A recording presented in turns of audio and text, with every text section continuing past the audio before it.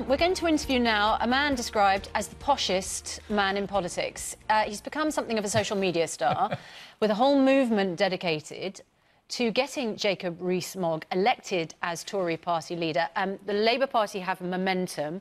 The Conservative Party now have Moggmentum. And the rumours are flying. The Prime Minister said to offer him a top ministerial position. We could be seeing a lot more of the colourful backbench Conservative MP. And Jacob, I'm delighted to say, joins us now. Good morning to you. Good morning. At this ungodly hour. It is quite early, yes. Can I ask you, off the bat there, we just had an interesting debate there. I just have this creeping sense about modern liberals that they don't want to have proper debate. They're not that tolerant, actually, of other people's opinions. The Vice-Chancellor of Oxford was quite clear, and I thought very commendably clear, that actually the whole point of democracy is you have to listen to views you don't agree with, challenge them and try and argue your case. It's the whole way our Constitution's set up. If you just look at the chamber of the House of Commons, you have two sides opposite each other to come and battle over the opinions. And I think the best way of exposing unpleasant opinions or ideas that won't work is by debating them and looking at the flaws in them and explaining them to people. And that way, you're much more effective at undermining bad ideas than you are if you simply say they mustn't be discussed, and then people will discuss them privately or will hide them away and they'll emerge later. So I rather agree with you that, I mean, I didn't like the Leveson process. I didn't like the conclusion to it or the press bodies that have sort of emerged from it. It was fascinating. The people most in favour of that were the Lib Dems. And you would have thought they would have been the ones most arguing for freedom of speech in the history of their party. Well, there's a great Churchill quote, isn't it? The point about freedom of speech, I can't remember the exact wording, but the point about freedom of speech is you've got to be able to listen to opinions you absolutely hate. That's the point of freedom of speech. It's not about just putting your fingers in your ears and listening to your own echo chamber. And censorship, which is what it ultimately becomes, is undermining of all other freedoms, that once people aren't allowed to express their views, then you're able to stop them. The next stage is marching in favour of a cause they believe in, and so on. And it's very dangerous to democracy to undermine. Now, a lot of people at the moment marching in the cause of Moggmentum. Not that many. You are the front runner to replace Theresa May as Conservative leader. People are now mobbing you in the street, I understand. You're becoming a bit of a pin-up to ladies of a certain disposition. How are you dealing with this newfound fame, Jacob Rees-Mogg? Well, I'm glad to say you're slightly overstating it, or rather significantly overstating it, but in a flattering and generous way. Look, this is all good, silly season stuff. It was fun in August when there wasn't much news about, and a gentleman in Rotherham got Moggmentum tattooed on his chest, and that's splendid and kind of him. But it's not real. I'm not a candidate. I thoroughly support Mrs May. I want her to remain as Prime Minister. There isn't a leadership election in the Tory party, and if there were, I would not be a candidate. Really? I'm a backbench MP.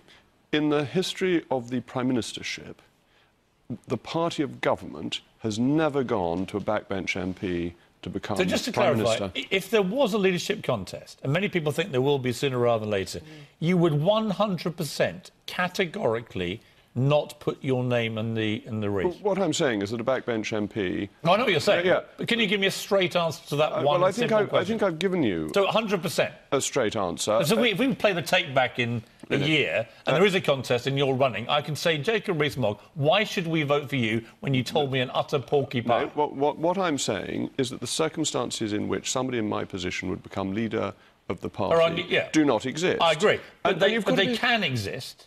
All sorts of things can exist. But you 100% would never run to be leader? One's got to be realistic about the situation that one's in. It would be a vanity for me to be thinking about the leadership as a backbench MP. All politicians are vain, Jacob, you know that. Well, I don't deny that. That has an element of vanity. Let's assume you're all vain people. All right, and you're all ambitious. You're an MP. Most MPs I know are desperate to be Prime Minister. But can you look me in the eye and say you would never run to be leader? I will tell you that I'm not desperate to be Prime Minister. What I enjoy... That's not 100%, is it? Well... It's 99.9%. That's fine. That leaves wriggle room. Well, I don't want wriggle room particularly. I just want to be realistic and sensible about this. But the realistic thing, if you don't mind me jumping in, the realistic situation is Theresa May, many people feel, is a dead woman walking as Prime Minister, that she was terminally damaged by the recent election, which was pretty much a disaster for the Conservatives.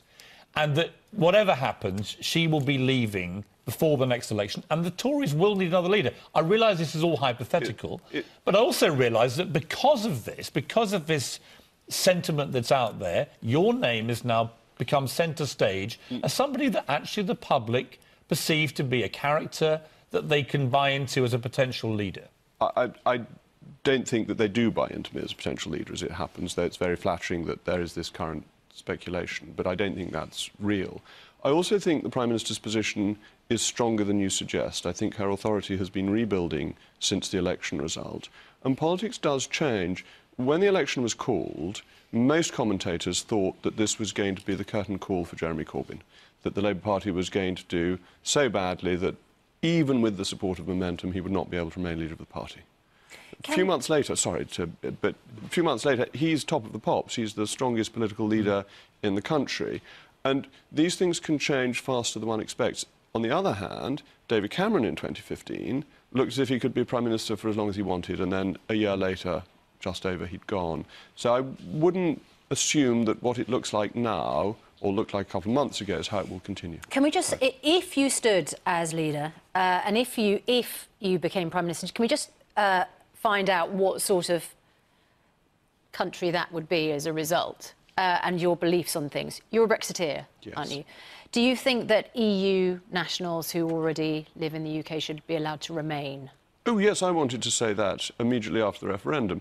I think that people who have come here legally should be fully protected. All their rights should be preserved because they did so under a fair understanding of what our law was. It shouldn't be changed to affect them retrospectively. That would be deeply unfair. OK.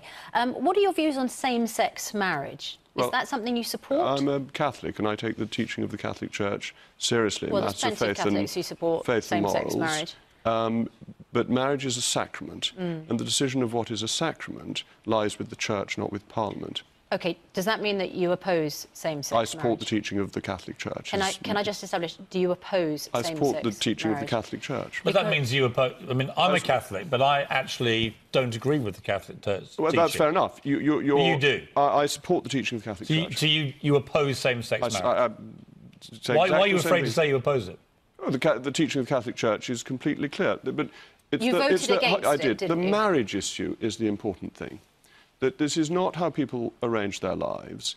It's that marriage is a sacrament, and a sacrament is under the authority of the Church, not of the state. This is exactly the argument that Thomas More made in opposition to the marriage of Henry VIII and Anne Boleyn. So religion plays a big part in your politics, it seems. Do you think that gay sex is a sin? Again, on the issue of sin, it is quite clearly under the teaching of the Church not for me to judge.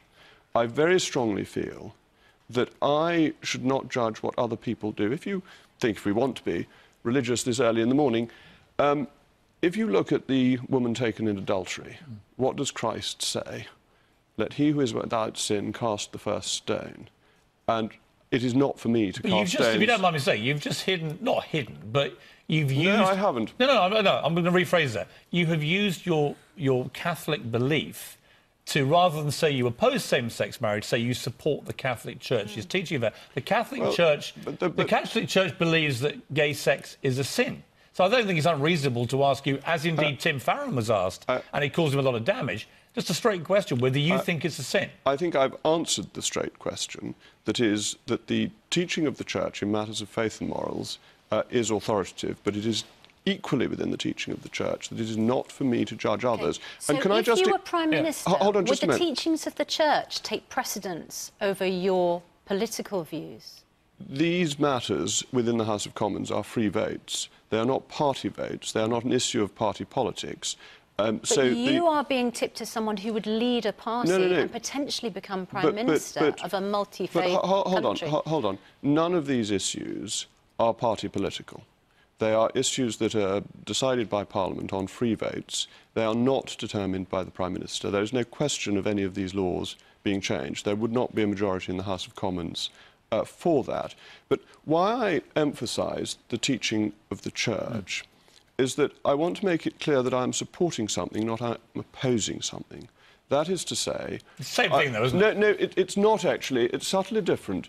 I don't want to criticise people who lead lives that are different to mine, but equally, I don't want to divert from the historic teaching of the Catholic Church. OK. So if I were to say to oppose, I would be inadvertently condemning people. So what is your view, for example, what's your view of abortion? I'm completely opposed to abortion. Life begins at the point of conception. So why are you prepared to say you're opposed to abortion, but not opposed to the same-sex marriage? But because it's a completely different kettle of fish.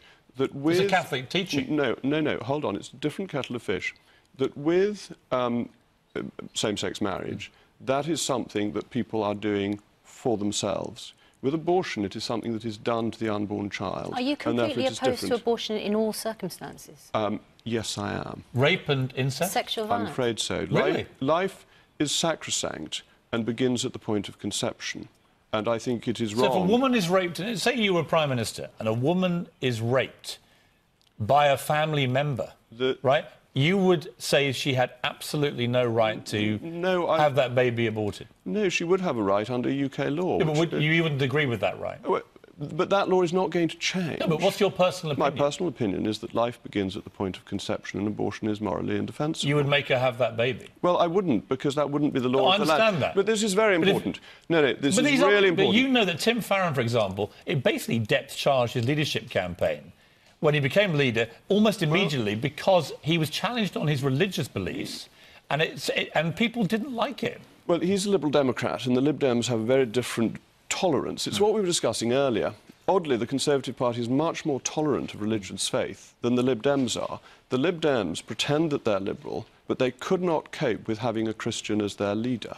I think the Conservatives are much more tolerant of religious faith, and so they should be. It's all very well to say we live in a multicultural country until you're a Christian, until you hold the traditional views of the Catholic Church.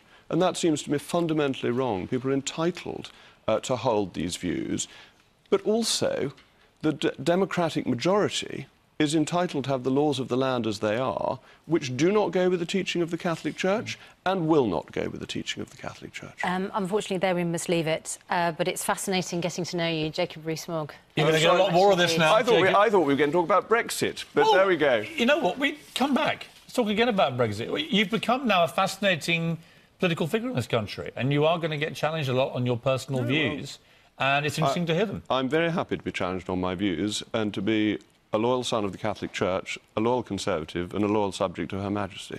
Jacob Rees Mogg, thank you very much. Thank you.